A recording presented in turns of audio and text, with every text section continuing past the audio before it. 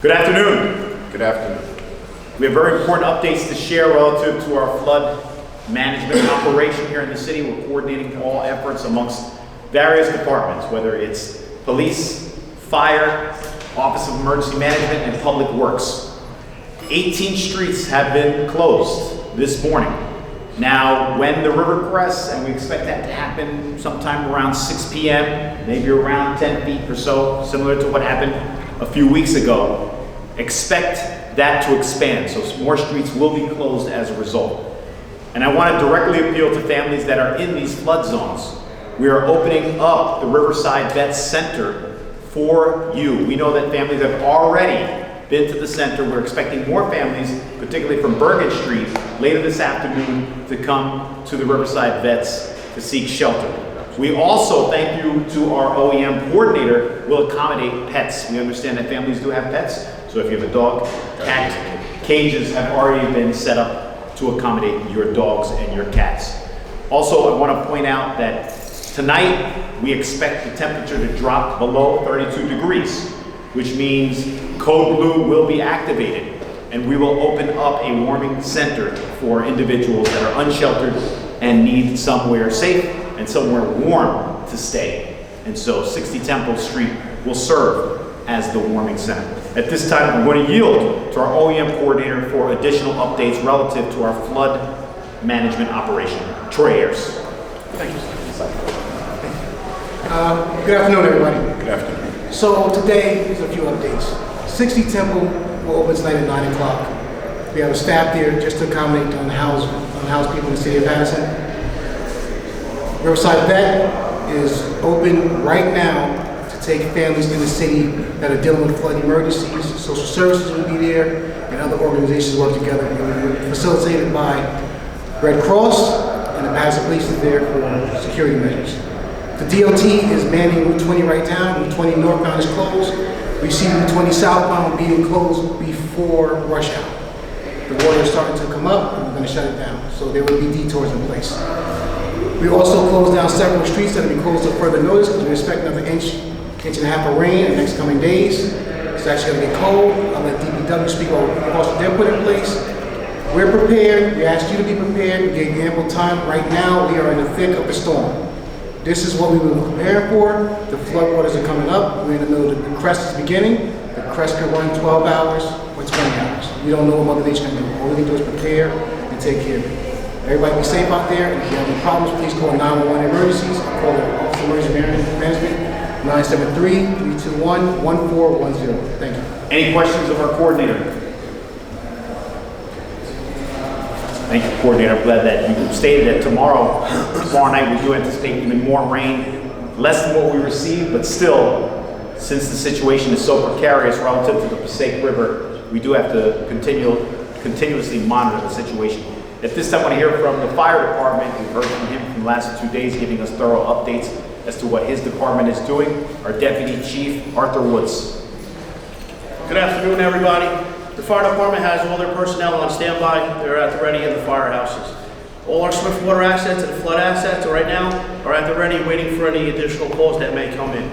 Right now, the majority of the streets that are affected by the flood waters have been closed, so we're not seeing any incidents where we have any vehicles driving in the flood waters. We did have a call earlier today for a person that needed evacuation from a home, but they chose to stay in floodwaters. They chose to stay where the water is rising. We recommend that if you're in a known flood area or prone to flooding, that we do recommend that you evacuate. However, if you choose to stay and you want to evacuate later on, the fire department's at the ready to come in with our hardware vehicles to remove you, and the shelters are set up in place. Any questions for our chief? At this time, from the police side, our public safety director, Jerry Speziato. Thank you. You know, this is an extremely challenging time, whether it be fire, whether it be OEM, whether it be police.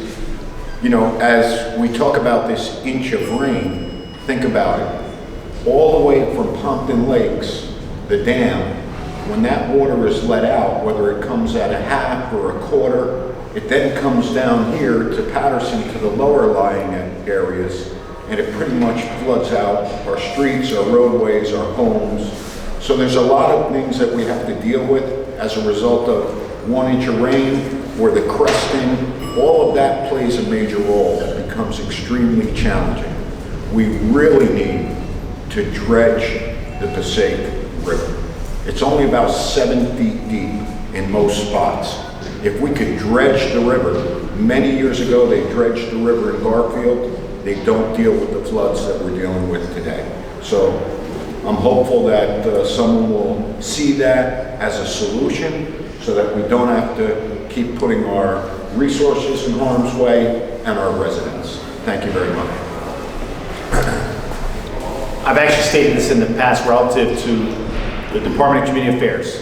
2 items. One, last year we applied for a grant through the Department of Community Affairs to build a flood resiliency wall on McBride Avenue behind our fire headquarters in Pennington Park. Well, the Department of Community Affairs also has a flood mitigation assistance program where individuals in Paterson in these flood-prone zones can apply to have their homes actually elevated. So we're going to continue to promote that program, and hopefully individuals that are living in those low-lying areas in Paterson will take full advantage of this initiative. At this time, I'm going to call forward our Public Works Department Director, Billy Rodriguez. Billy. Thank you, Mayor. Department of Public Works is ready to handle the freezing weather tonight. We have our source spreaders ready to go. We're also ready to assist OEM, the fire department, and police in whatever avenues they need us in. One last thing, if you see a barricade up and if it's not completely blocking the street, that doesn't mean it's not meant to block the street. Please turn around and go another way. To get yourself caught in something that it'll take more personnel to get you out. If any calls that you need to make to DPW, please call 973-321-1488. We're here to assist all Pattersonians all day long. Thank you. Thank you. Thank you. And to dovetail on what Director Rodriguez just said, you heard from Director Woods yesterday when he said the night before we had 12 rescue operations. Why? You had localized flooding and you had people disregarding the barricades and driving right into the water. And so I just want to underscore the importance of turn around, don't drown. That's right. That's what has to happen amongst individuals that choose to drive in this climate. At this time, for the benefit of Telemundo and Noticias, we have with us Councilman Luis A. Velez. Thank you, Mayor. Thank you. Channel Channel 4741, respectfully. I know, I see you respectfully, but I will say this to the residents of Paterson. The administration is at the top of the storm from the beginning to the end. The OEM, police, fire department, DPW have been on top of the storm and the aftermath of it from the beginning. The council and the leadership of the council have been in constant communication with every constitution they call, and they're the one that called us too. But I want to make not a phone call. I want to make a plea to the governor of the state. He has gone to Lodi, also to Fairlawn and other cities beside Paterson. I need you here and assess our streets, our rivers, and listen to the concerns of our residents. The local government have been here for the residents. They asking, where's the governor? So I want to see the governor in our city and assess our city the proper way and get a plan to not put these people in the future back in boats. We need to be clear on this. We are working hard, Mayor, and our fire department is working hard. Our DPW is working hard. We're using our budget to make sure that we are putting the citizens, residents of Paterson safe places. But we need that help, and that help has to come now. Not just talk and go. We need the help now. Dama caballero, no lo voy a decir de una forma malcriada o de mandarle al gobierno que tenga que venir aquí, pero la gente nos pregunta, la ciudad está aquí, los bomberos están aquí, la policía está aquí, el DPW, Sanidad está aquí, trabajando para nuestros residentes. Yo le pido al gobernador de este estado que venga a nuestra ciudad y también como ha ido a otras ciudades alrededor de aquí, no nos ignore y venga a atender la llamada de nuestros residentes, que venga con un plan contundente para que nuestros residentes en el futuro no tengan que estar viviendo debajo del agua ni en un bote, sino que viven en casa más segura. God bless you. Thank you. Good job. So we will provide periodic updates when appropriate, but I do want to thank our first responders for being here on the front line to make sure that we keep our residents safe. That is our chief priority, anytime, anywhere. If we've learned any lesson from the pandemic, there's the importance of communication, which we do, and coordination, which is being done. So thank you for joining us, and if there are any questions, I'll open the floor at this time. Adam, is that Adam Harding? Adam, Channel 4 will never be the same. I don't know if you heard.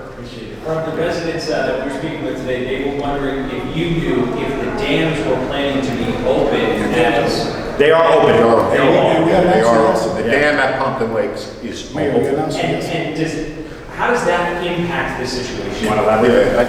You know, years ago, because of the flooding, they built a dam.